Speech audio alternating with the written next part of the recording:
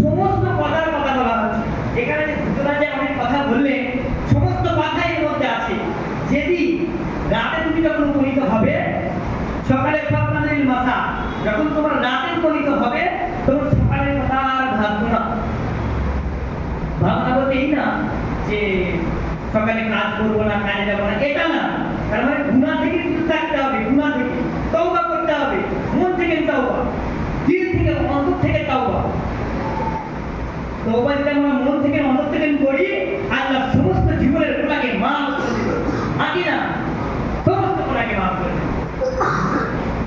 তারপরে কি বলছে?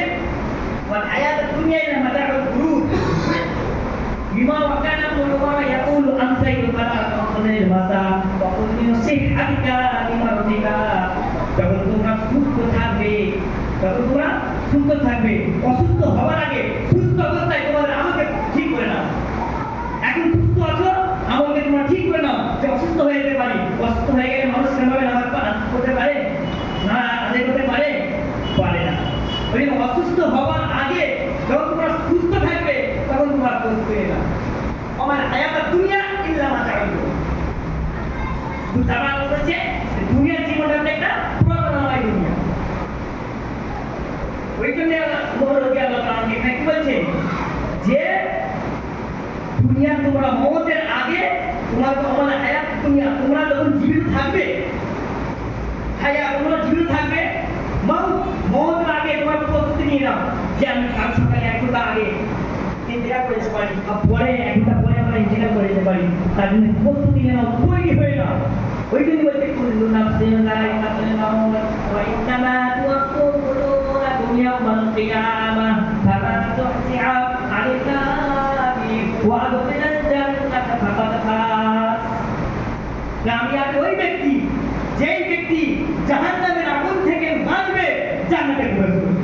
তাহলে উমর রাদিয়াল্লাহু আনহু এই হাদিস আসলে কি মনে হলো যে আমাদের মওতের আগে প্রস্তুতি নিতে হবে, সুস্থর আগে প্রস্তুতি নিতে হবে, রাতে যখন উপনীত হবে সকালবেলা টেনশন করবে কি সব আল্লাহর কাছে মাপ চাইবে সমস্ত দিক, তাহলে আমরা হবো তাই কামিয়াব।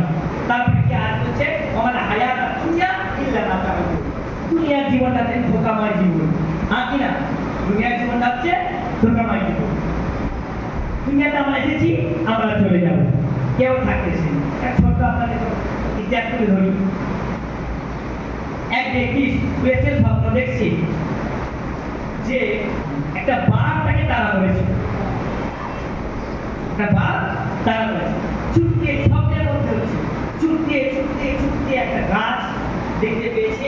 ওই গাছের মাথায় কে উঠে পড়েছে, উঠে একটা ডাল ধরে ঝুলে পড়েছে। ঝুলে পড়ার পর যে ডালটা ধরে ঝুলে পড়েছে,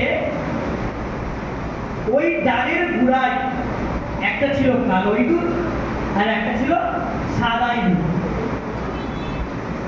আর মাথার উপরে ছিল মৌমাছির চাঁদ মধু, আর নিচে একটা বড় গর্ত ছিল, গর্তের ভেতরে ছিল একটা বাঘ। সকালবেলা ঘুম যখন ভেঙে যায়, চমকে উঠে পড়ে, কি মারাত্মক স্বপ্ন। তিনি চিন্তা ভাবনা করে খোঁজ নিয়ে গিয়ে আলেমের কাছে গিয়ে পৌঁছায়।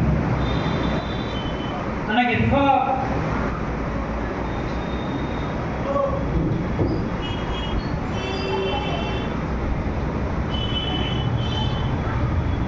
তাকে সব এই দৃশ্যটা খুলে বলে, এই হয়েছে এই দৃশ্য।